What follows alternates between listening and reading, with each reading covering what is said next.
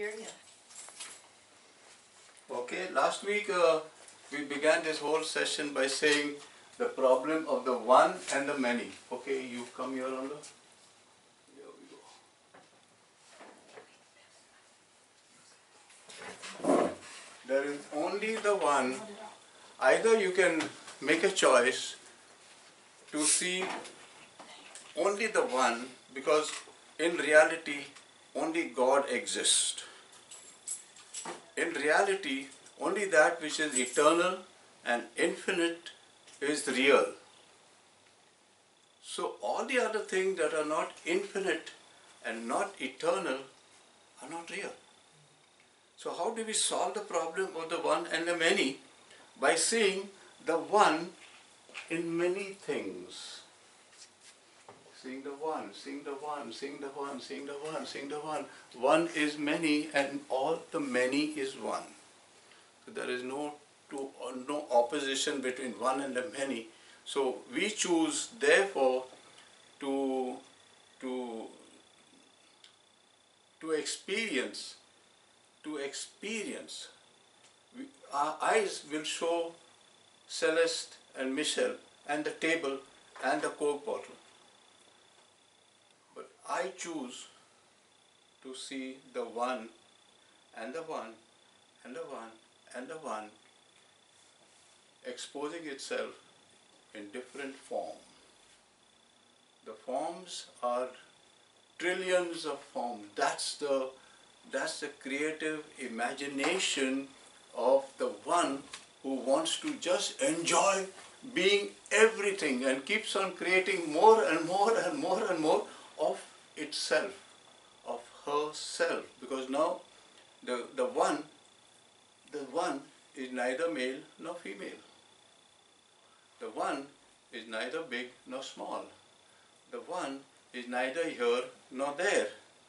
The one is one.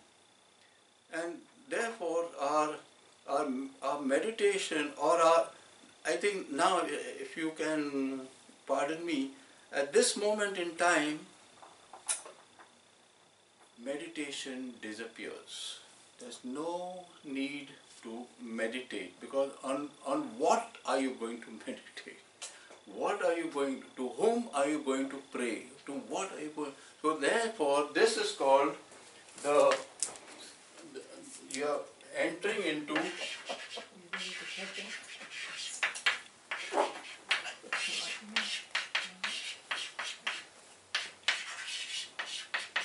Self-realization. when you have realized the truth about yourself, then all that is left is the self. And this self is the many selves. And this self is the one self. That is why all the spiritualities say that there is only one. There is only one. So, if there's only one, and one in the many, there's nothing wrong with the concept that there may be other lives in the universe, because the one could have created other manys. Correct. So therefore, you go around through life where if everything is one, everything is one.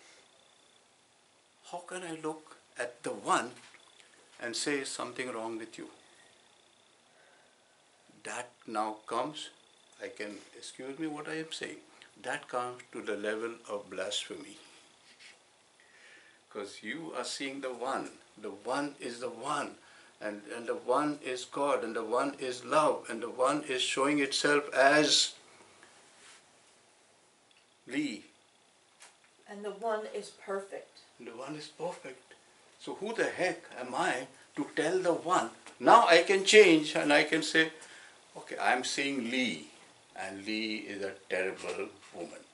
So I'm saying, so I'm seeing, when I decide to see Lee as the many, I can choose to see Lee as the one, and we have a beautiful heaven being made between us, in a relationship of one and one.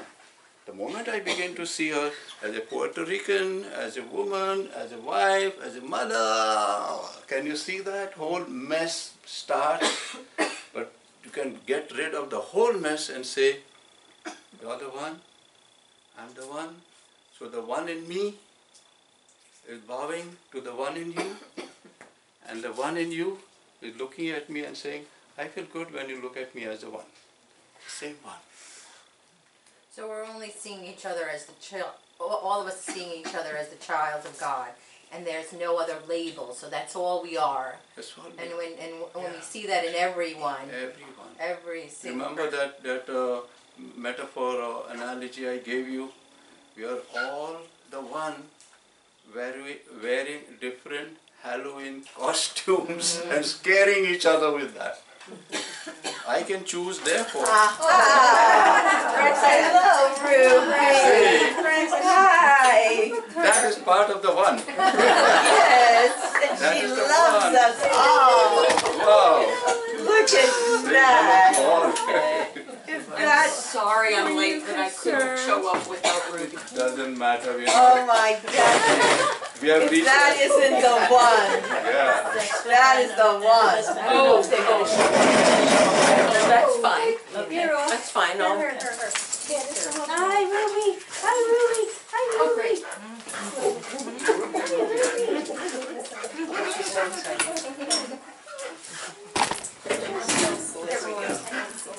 Look at that. He doesn't look. He's excited. Yeah. Nice little glass, you know. Yeah, we kept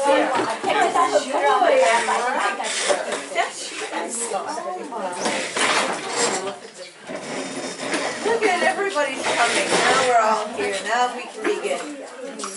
So, when you reach that stage where we said of self-realization, so the realization that there are no two selves, there is only the self. So you solve the problem of the one and the many by seeing the same self here, and in Ruby and in everything, the same self manifesting itself as different forms. It is again coming to this, it is the same ocean manifesting itself through trillions of waves. Did you get that concept, the waves, from a study in miracles? Did you get that from that book, A A Course Course in in Miracles? Is that where you got that? Because I'm doing the Course in Miracles, Yeah. and I'm reading that about the Really? ocean and the sun. Okay, maybe I got, but I think I read that book 25 years ago. Okay, because I think that might be where you got that. Yeah, maybe, yeah. Because that's why I said right in the beginning, nothing that I'm teaching is mine, except I've done the exercises and seen that it works. Yes, okay. Carry on. Yeah. Oh boy. But when it came new, it was a fantastic book. Yes. And it has got, I think, exercise for each day. Each day you do one exercise. So now you can continue reading that, because now it will make more sense for you, because I gave you the digested version. Yes. So now you can get it straight. Okay. The awakened mind, the self-realization mind, sees no problems, has no desire to change it, because everything is the one. Everything is the one. So I see, therefore, Karen, and I have no desire to change her. Why? Because, as she said, she's perfect. She's the one. She is not the many. So, a decision is made to see the comings and goings of all forms. All forms, all Halloween costume. They change the costume, change the costume, change the costume. And they are all harmless and innocent. They hold no power. They have no reality in them.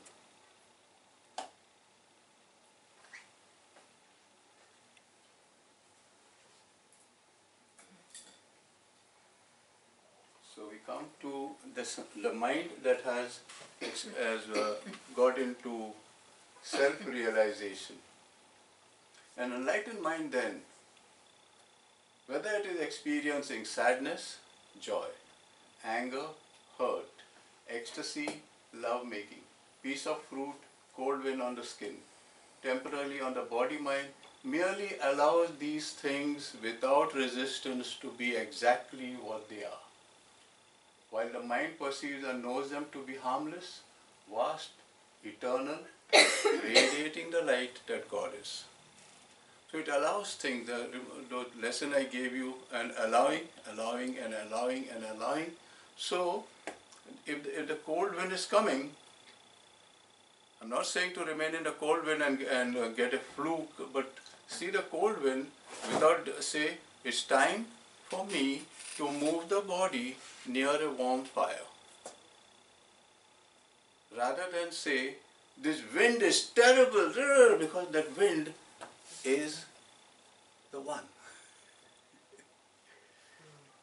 So you are experiencing the wind as the one, you are not grumbling against it and say, it's time for me to move the body to a warmer place, and you go to the warmer place. Good, so you go there. So it's time for me, so here you say, so many of us, we have the thing, like in order to be self-realization, I have to sit down like a monk and meditate for hours. No. Once you get that, I am self-realized, and you tell yourself, time for me to say a nice movie, what's there on Discovery Channel, and you sit down there and watch the movie as the one. So everything now, you're not doing as the many, you're doing it as the one. Imagine that. So that is called self-realization. So then you tell yourself, okay, this looks boring and time for me to go to the bathroom. Okay, I'm going to the bathroom. So again the same thing. It's not, nothing, everything is seen as perfectly harmless, perfectly innocent, perfectly same. So when the one shows itself or herself or himself as a car accident, okay, that was a car accident. Let's move on, call the insurance and get it going. Rather than, oh my gosh, why did it happen, that driver, and cause and abuse and all this thing. No. So I think somewhere I read this where a sannyasi is a Hindu word for a celibate person who devotes himself to living alone and with God. So, and he was earning an income, and he had received his pay, and somebody came and picked his pocket and took his salary and ran. The people around shouted and said, hey, catch him, catch him, catch him. And some cop was there. He caught him by the scruff of his neck and brought him to the sannyasi. So he asked the sannyasi, what do you think of this man? Did he steal your money? And the sannyasi said, it doesn't matter, because my pocket and his pocket is the same. Oh, wow. Wow. That is self-realization. Whether that money is in my pocket or it is in his pocket, it is in our pocket. That some people have reached that depth. I don't think I'll ever do that. But so that is the depth that we can go into the juiceness of the one. I am the one, and therefore she is the one, and that's the truth. There are no, see the last line, there are no two entities, no two realities. There is the one and not the many. There is only the one. Last week, I don't know if I told you, so when you stand up and you look at the tree, the one in me is looking at the one in the tree, and the one in the tree is allowing himself to be looked at by the one in me. Try to get it, that sense of that.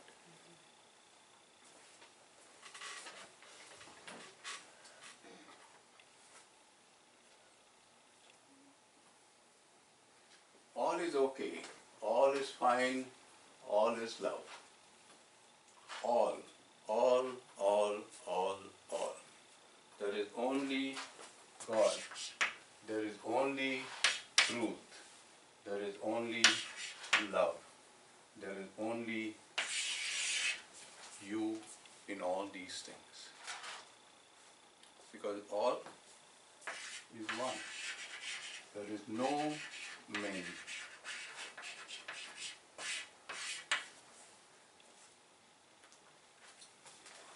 So Father Nelson, what's the point of going to church? Don't go.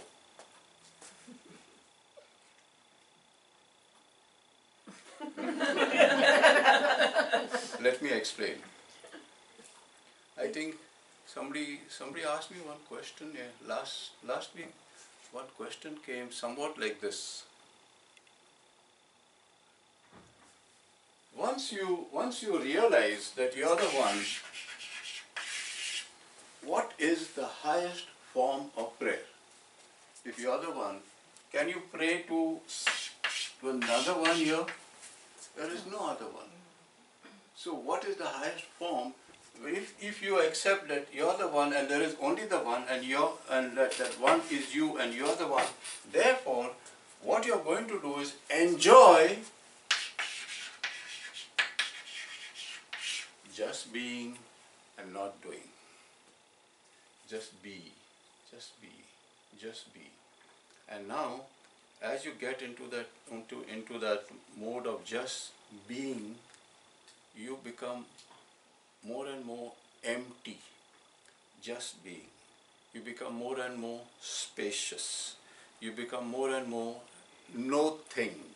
Because a thing is equal to many. For things it becomes then.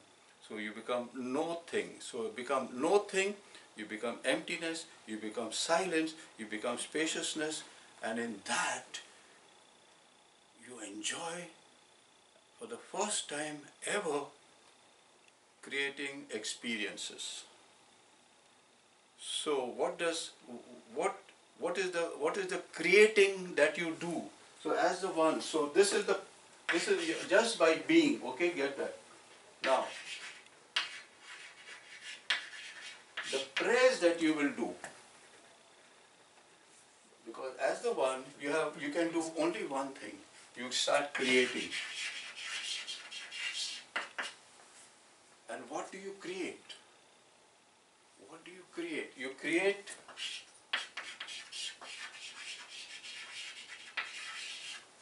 experiences after experiences after experiences. So when you let's have a question answer. So when you sit down or stand and you come into that gifted mode, like the Father and I are one, there is nothing more for me to do. Then what are you saying? You're saying, I'm choosing to have the experience of being one with God. So you choose that. And that is the highest form of prayer. Perfect unity without any breakages or patching up and all this thing. Perfect dissolving and becoming, dissolving like a grain of sugar, dissolving into the water and becoming the water. The sugar is gone. And enjoying that experience where you can say, once I was a grain of sugar, now I'm not. Now I'm the water. And enjoying the realization and the experience of being water. Enjoying the experience, therefore, will bring to you an enormous experience that Christ said, I give you peace, peace that the many cannot give. So you think into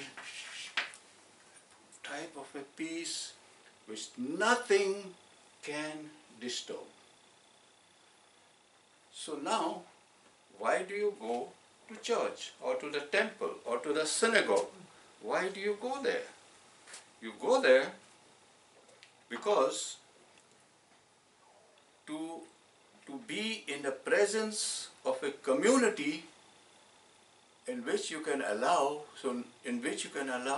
the vibration that is going through you to spread to the others. So now you're not going to the church to beg something from God. Give me good health. Give me this. Give me. That gimme days are over. You're going into the church and you're looking at everyone with great peace, love and compassion.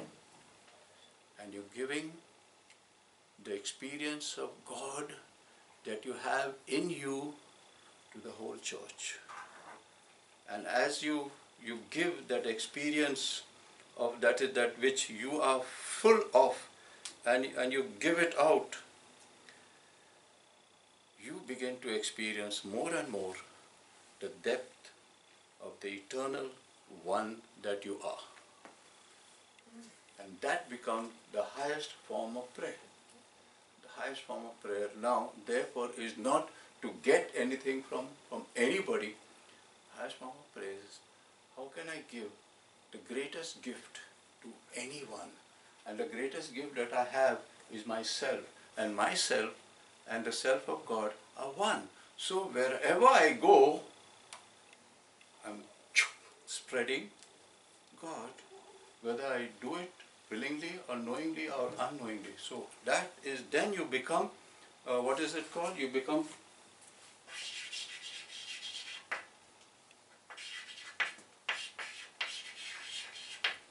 Christopher. What's the meaning of that? Christ bearer. Christ bearer.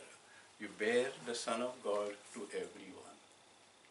And that is prayer. So can we see we have gone so far from the prayers that we used to do. Now, come again to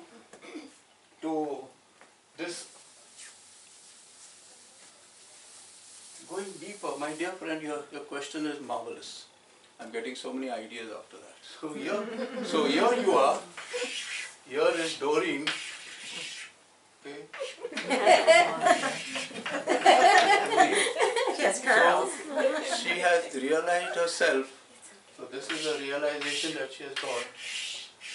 And she dissipates love, truth, the one.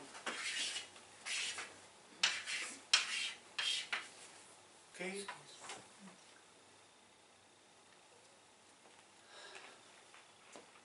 But Christ went one step further. He said, I'll become a piece of bread and dissipate God to you. That is the Eucharist. So when you do that, you are somehow becoming a type of a Eucharist.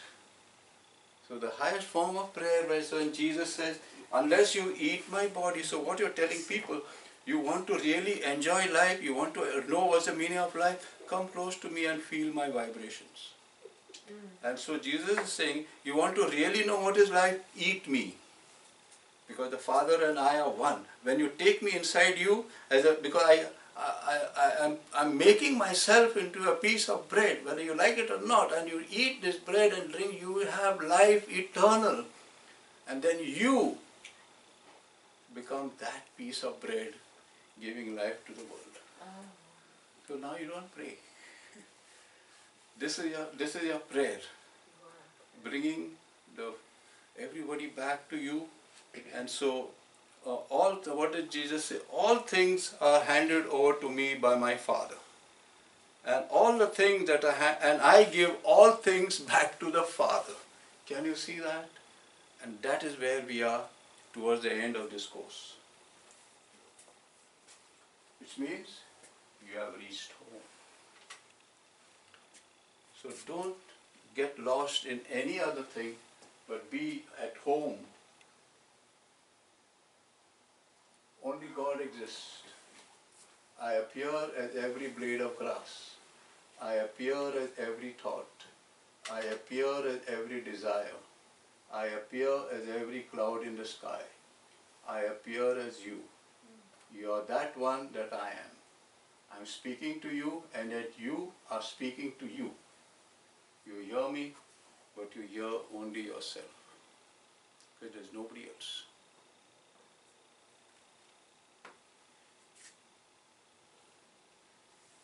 Stop seeking. I told you this story I had with Dr. Meyer when we were talking about I'm a seeker and you're a seeker, and I told him I don't seek now.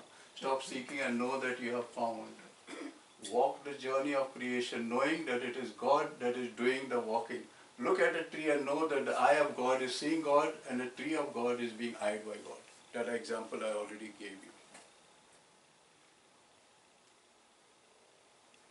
You are indeed that one, infinite, unbound, eternal, intimately linked with all our creation in such a manner that there is no separation and nothing to fear. This changing the whole life, being accepting the truth that you and the Father are one, accepting the truth that nobody is here to harm you, accepting the truth that everyone is you wanting to have that experience. And so when something bad goes to you, yourself, you can say, somewhere I asked for this experience and I have got it because I'm the one. So the blame game now becomes a far away story where that doesn't hold in good at all. The mind is finally realized, the one mind that we all have is realized within the body mind, the brains of the human body. The thought that you held as yourself has never been true. The thought that I was an Indian, the thought that I was born to Mr. and Mrs. Kuto, the thought that I come from some part of India called Goa, the thought that I'm a priest, the thought that I am a man, the thought that you have has never been true. What was it? It was God forgetting that He is God. God playing to be something else than God. This is difficult to comprehend, but you remain with it. God observing His creation through His creation. So I am a creation of God. So through this creation, God is observing His creation.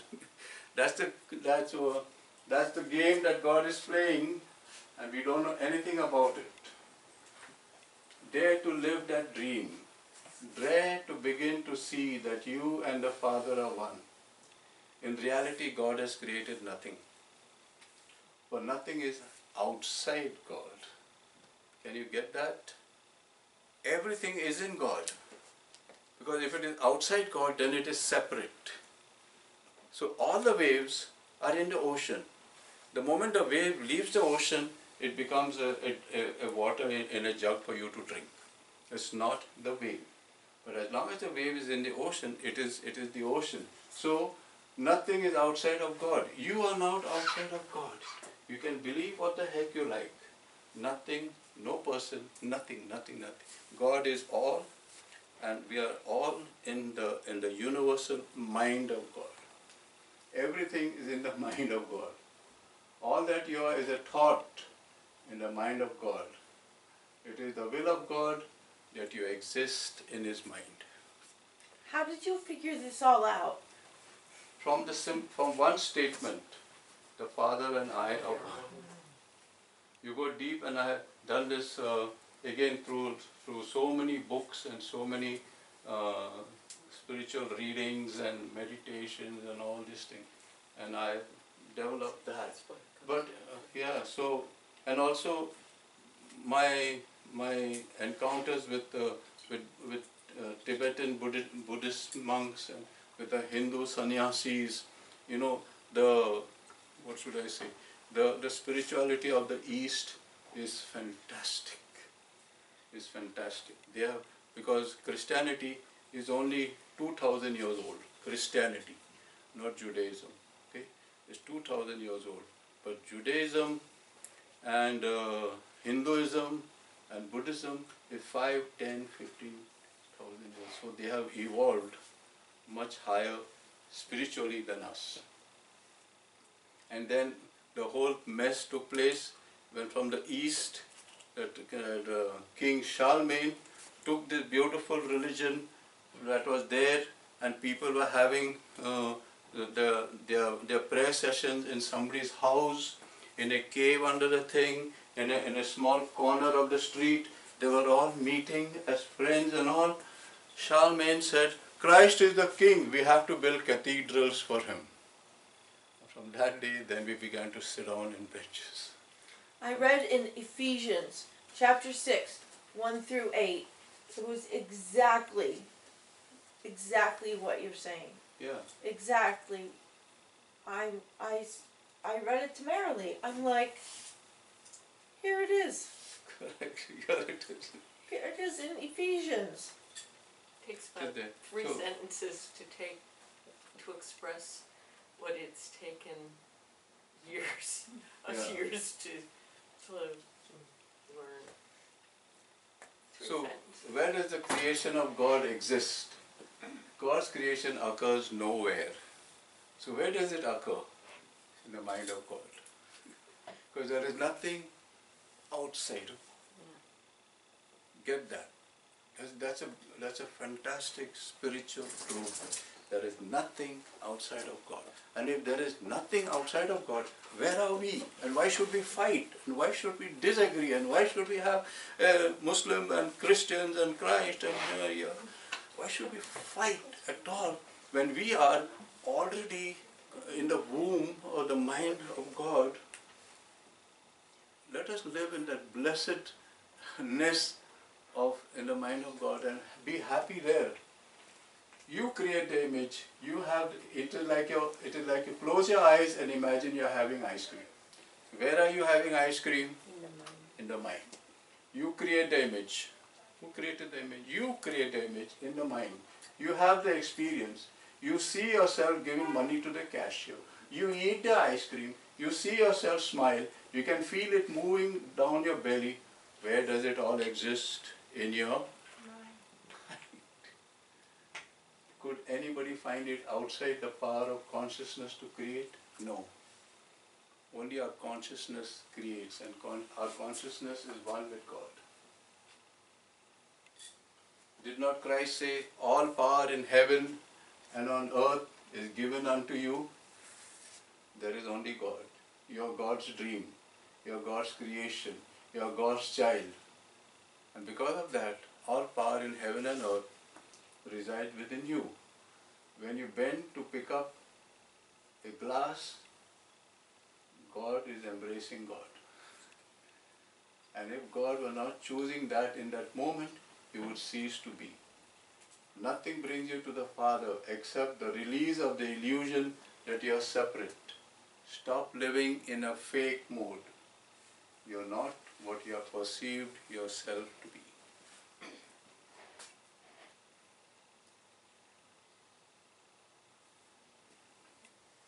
Right from the moment that you began to move in your mother's womb, every moment you have been the perfect expression of God.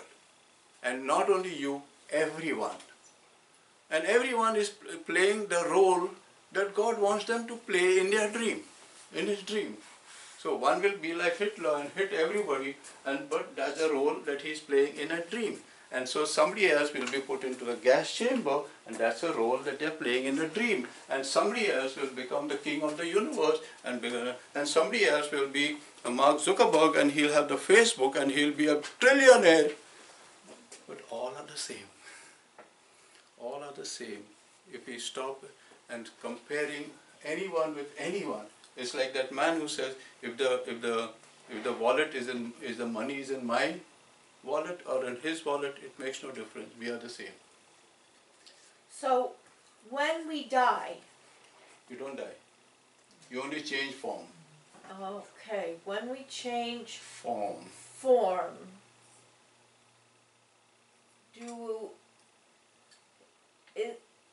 is there ever a point in our existence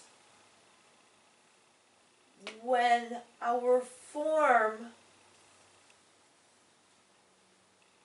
will meet a form of God? God has no form. You are God seeing Himself as a form.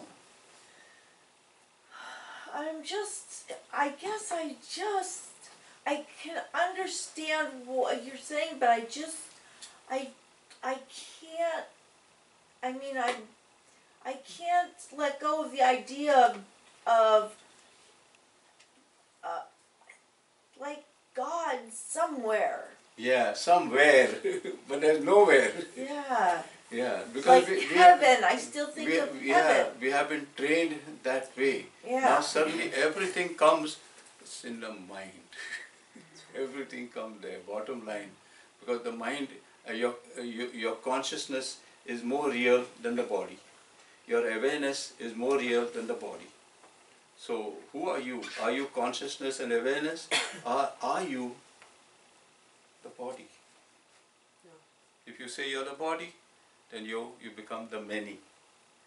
If you say I am consciousness, then there is only one consciousness. So who are you? You have to choose. You can either say, yes, I believe in the reality and the truth of the body, and so there you can, so no big deal. You can live that way. People are on the planet is living in that attitude. Or you can come into the mode of the master and say, I want to get into the self-realization and see the truth about myself. Then you get that. Father, when we change forms and we're not in the actual body, how will we be communicating with the rest of the world? Will it be like I would be the wind? Will it be like I'm a bird? Will it be like I'm a butterfly? I'm just trying to see how I would be communicating to be helping the rest of the universe and my brothers and sisters when the form changes. This is the mode of communication right now. Your senses. You communicate with your hand, you communicate with your eyes, you communicate with your tongue, you communicate with your skin, you communicate. So these are the 5 senses.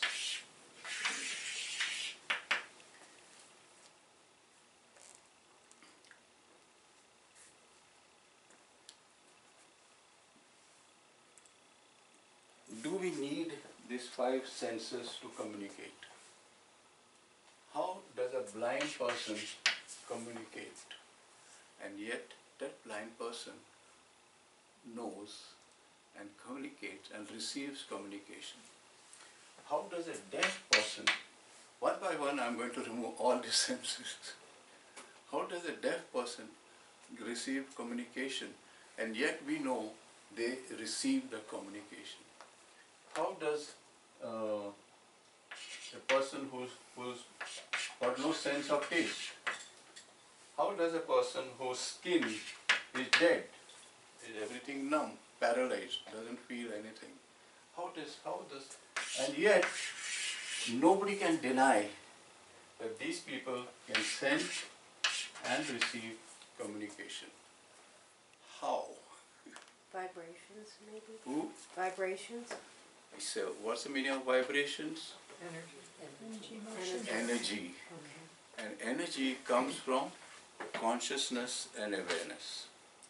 And therefore, what is they call this? What is that? Super sensitive people who can Empathic. yeah, huh? Empath. Yeah. Empathic. So they can communicate with someone who's not there.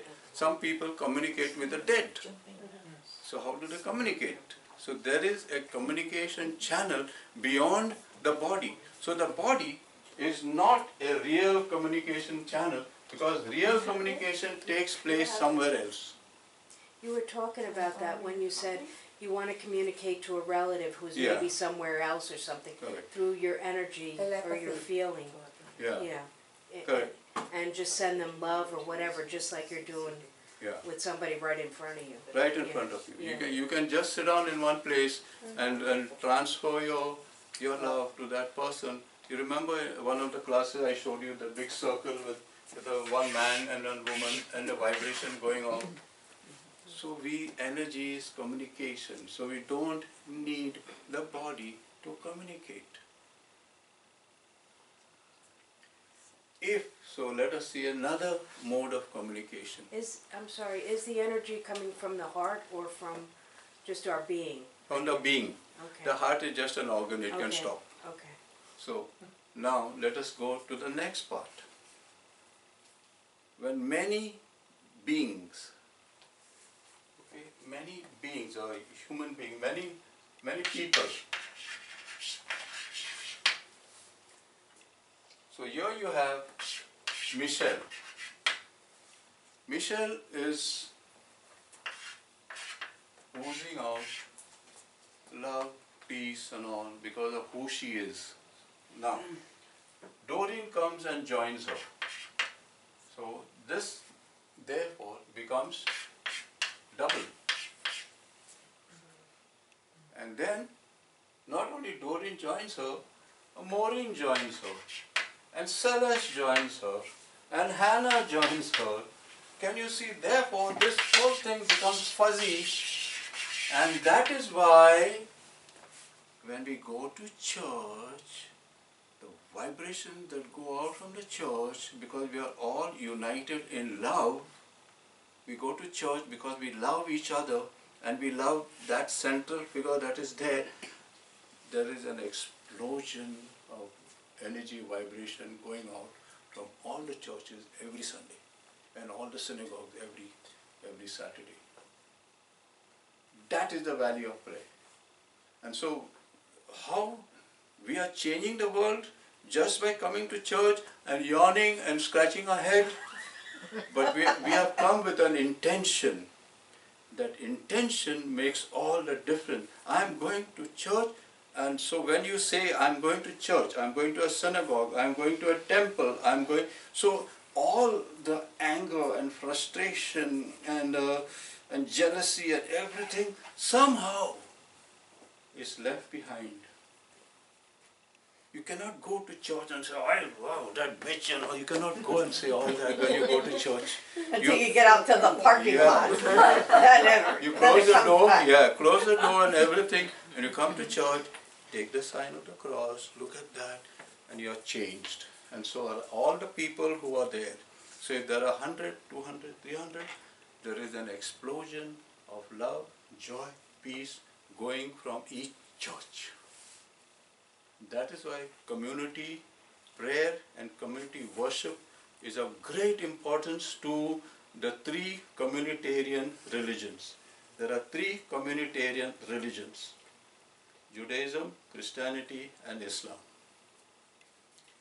All the others, they go individually to the temple and pray and they do that. But we Muslims, they have to meet every Friday as a group. The Jews have to meet every Saturday as a group. And we have to meet every Sunday as a group, because we can also pray. I can pray alone, or I can be spiritual. I need not go to church. All that is humbug. It doesn't make sense at all. But they are blind, so they cannot see. Okay. You create your experiences. Nobody else. And so you love your experiences. So whatever experience that is coming, if you come to that truth that we have been doing for the last 2 years, that you are the creator of your own experience. They are all your babies. Some are deformed, some are blind, some are stillbirth, but they are your babies. So when your experience come to you, embrace them and say, this is an experience. Somewhere I asked for it, otherwise it would not come to me. You have experiences without ceasing because you are always creating some experience or the other. All that you do is in your mind. And so we come to the last slide. You are free, my dear sisters and brothers, to choose to be free. You are free to choose to release all judgment. You are free to choose to embrace the innocence of each moment. You are free to choose whether to wear sunglasses or not. You are free to choose whether to have tea or coffee. You are free to choose whether to starve or to have stomach full. You are free to choose to be free and to be authentic. To be authentic is to demonstrate the reality that only God exists. Can you leave that up there for a minute?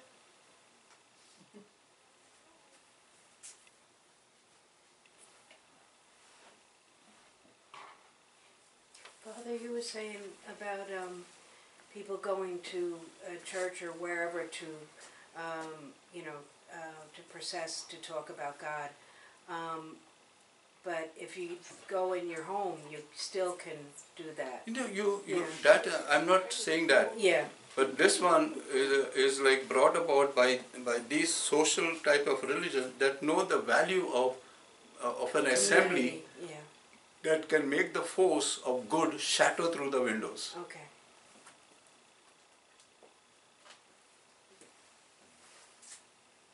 Got it? Go ahead. Thank you. So finally, all giving is receiving. So to whom are you giving? So the God in me is giving it to God. So God is giving and God is receiving. And all receiving is giving. Loss is not possible. Nobody can steal from you. Release all resistance to creation and to all experiences. Have a good time. Be happy. Love. Create and extend. Amen. Amen.